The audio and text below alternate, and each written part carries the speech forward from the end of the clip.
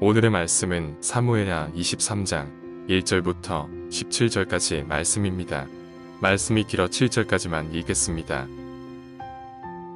이는 다윗의 마지막 말이라. 이새의 아들 다윗이 말하며 높이 세워진 자, 야곱의 하나님께로부터 기름 부음 받은 자, 이스라엘의 노래 잘하는 자가 말하노라. 여호와의 영이 나를 통하여 말씀하시며 그의 말씀이 내 혀에 있도다. 이스라엘의 하나님이 말씀하시며 이스라엘의 반석이 내게 이르시기를 사람을 공의로 다스리는 자, 하나님을 경외함으로 다스리는 자여. 그는 돋는 해의 아침빛 같고 구름 없는 아침 같고 비 내린 후의 광선으로 땅에서 우미 돋는 새 풀 같으니라 하시도다. 내 집이 하나님 앞에 이같지 아니하냐. 하나님이 나와 더불어 영원한 언약을 세우사 만사에 구비하고 견고하게 하셨으니 나의 모든 구원과 나의 모든 소원을 어찌 이루지 아니하시라. 그러나 사악한 자는 다 내버려질 가시나무 같으니 이는 손으로 잡을 수 없으려도다. 그것들을 만지는 자는 철과 창자루를 가져야 하리니 그것들이 당장에 불살리리로다 하니라.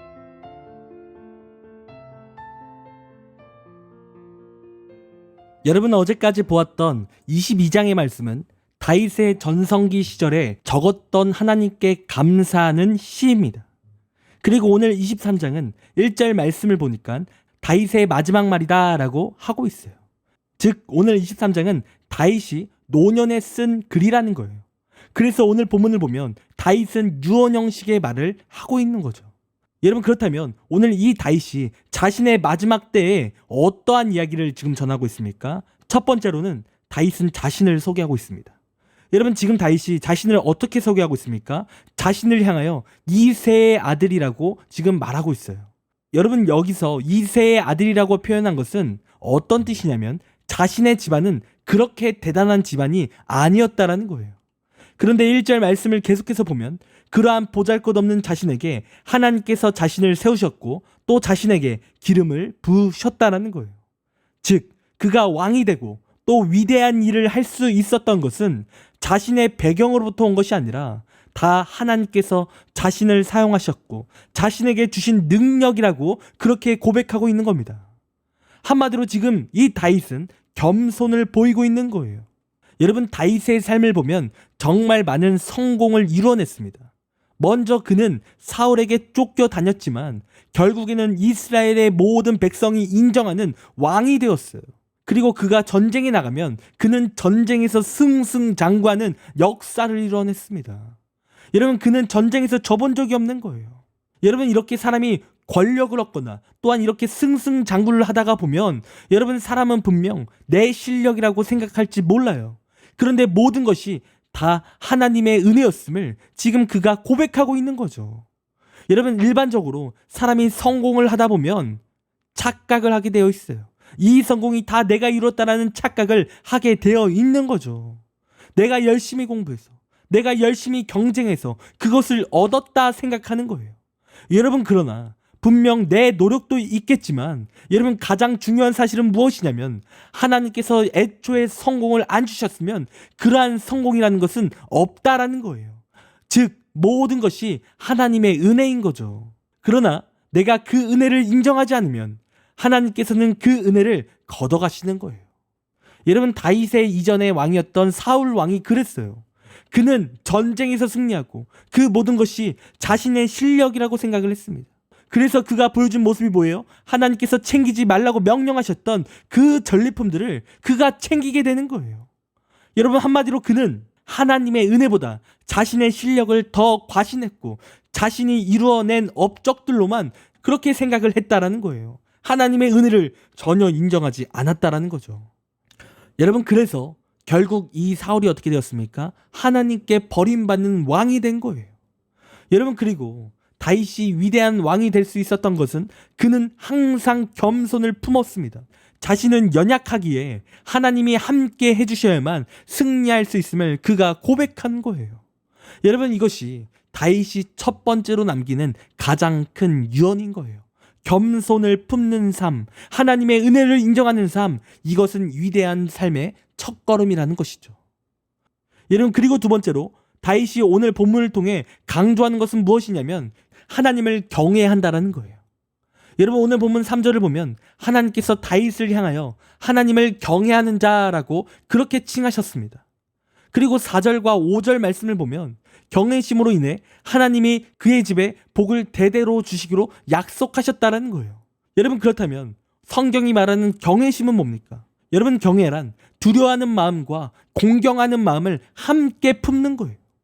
그러니까 우리가 하나님을 섬길 때 하나님을 사랑하는 마음과 하나님을 두려워하는 마음을 함께 가져야 된다는 거예요. 그리고 우리가 하나님을 향한 두려워하는 마음이 없다면 우리는 제약이 우리 앞에 있을 때 언제나 우리는 제약을 택하게 될 수밖에 없다는 거예요.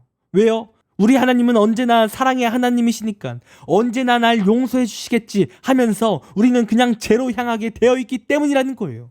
그리고 이러한 모습은 하나님을 제대로 믿는 모습이 아닌 거예요. 여러분, 모든 신앙인 가운데 두려워하는 마음이 없다면 여러분, 그것은 가짜 신앙인 거예요.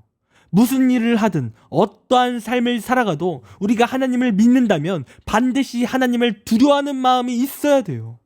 그리고 우리 하나님은 공의의 하나님이시기 때문에 사랑도 하시지만 우리를 반드시 심판하십니다. 그리고 우리의 죄를 심판하시고 또한 우리에게 죄의 보응을 겪게 하시는 거예요. 여러분, 그러므로 우리가 언제나 하나님을 경외하는 마음으로 그 하나님을 섬겨야 되는 거예요. 그러나 이러한 경외함이 없는 사람들을 향하여 오늘 본문에서 어떻게 말하고 있습니까? 6절 말씀을 보면 내다 버려질 가시나무와 같다라고 하고 있어요. 여러분, 여기서 내다 버려질 가시나무가 어떠한 것입니까? 아무도 그 가시나무를 움켜쥘 수가 없다라는 거죠. 쓸모가 없다라는 거예요. 왜요? 그 가시나무를 잡으려 해도 그 돋은 가시 때문에 우리가 잡을 수가 없다라는 거예요. 그래서 이러한 가지가 어떻게 된다고 합니까? 7절 말씀을 보니까 불살라진다라고 하고 있어요. 버려지는 인생이 된다라는 거예요.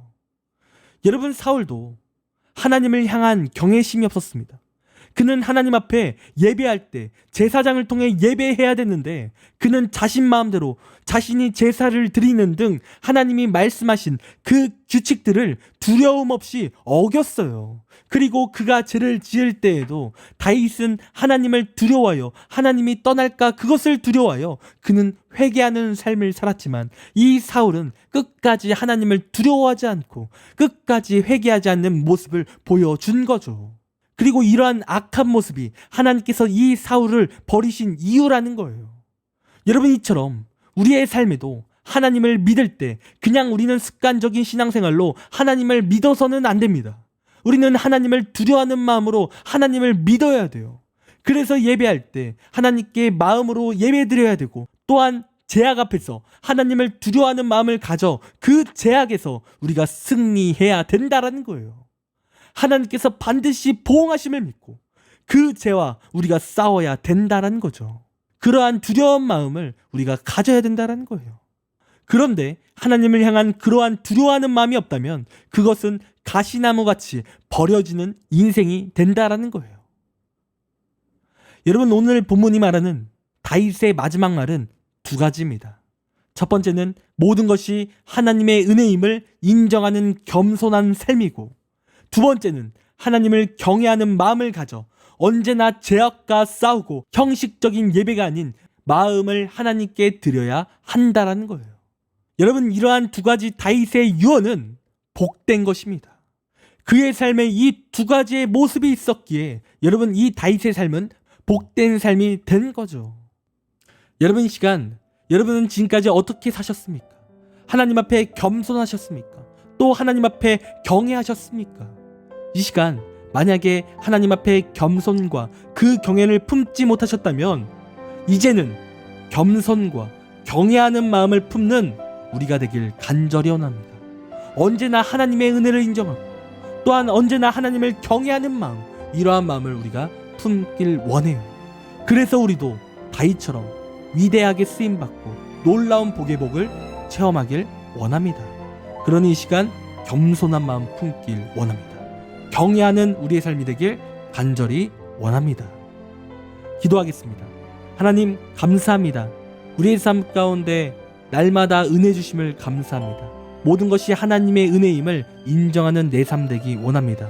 하나님, 내 삶이 겸손해지게 하시고 또한 하나님을 두려워하는 마음을 품을 수 있도록 인도하여 주시옵소서. 그리하여 우리가 다윗처럼 하나님께 위대하게 쓰임받게 하시고 하나님의 복을 충만히 받는 우리의 삶이 될 수 있도록 인도하여 주시옵소서. 하나님, 오늘 하루도 우리를 지키시고 복되게 하여 주옵소서. 감사합니다. 사랑이 많으신 예수님의 이름으로 기도드립니다. 아멘.